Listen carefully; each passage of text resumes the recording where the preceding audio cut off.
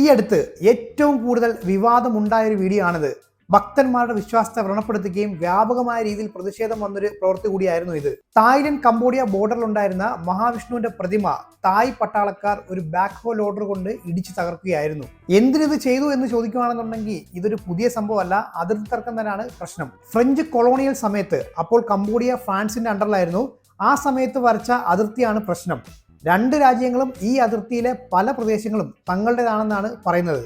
ഇപ്പോൾ ഈ ഒരു അതിർത്തിയിൽ വരുന്ന 2014 സ്ഥാപിച്ച ഈ ഒരു മഹാവിഷ്ണുവിന്റെ പ്രതിമയാണ് തായ് ആർമി ഇടിച്ചു തകർത്ത് കളഞ്ഞത്. ശരിക്കും ഇത് കംബോഡിയ അതിർത്തിക്കുള്ളിൽ വരുന്ന ഒരു പ്രതിമയായിരുന്നു, അതായത് നമ്മുടെ തായ് ബോർഡറിൽ നിന്നും 100 മീറ്റർ മാറിയിട്ട്. പിന്നെ മഹാവിഷ്ണുവിന്റെ പ്രതിമ ആയതുകൊണ്ട് തന്നെ ഇന്ത്യൻ വിശ്വാസികൾക്ക് വലിയ രീതിയിലുള്ള രോഷമാണ് ഇത് കണ്ടപ്പോൾ വന്നത്. അതുകൊണ്ട് തന്നെ ഇന്ത്യ ഇക്കാര്യത്തിൽ പ്രതികരിച്ചിട്ടുണ്ട്.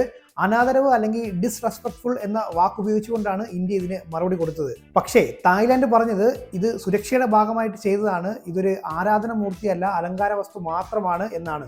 ഒരു മതത്തെയും ഈ ഒരു പ്രവൃത്തി കൊണ്ട് അപമാനിക്കാനായിട്ട് ശ്രമിച്ചിട്ടില്ല എന്നും തായ്ലാന്റ് പറഞ്ഞിട്ടുണ്ട്.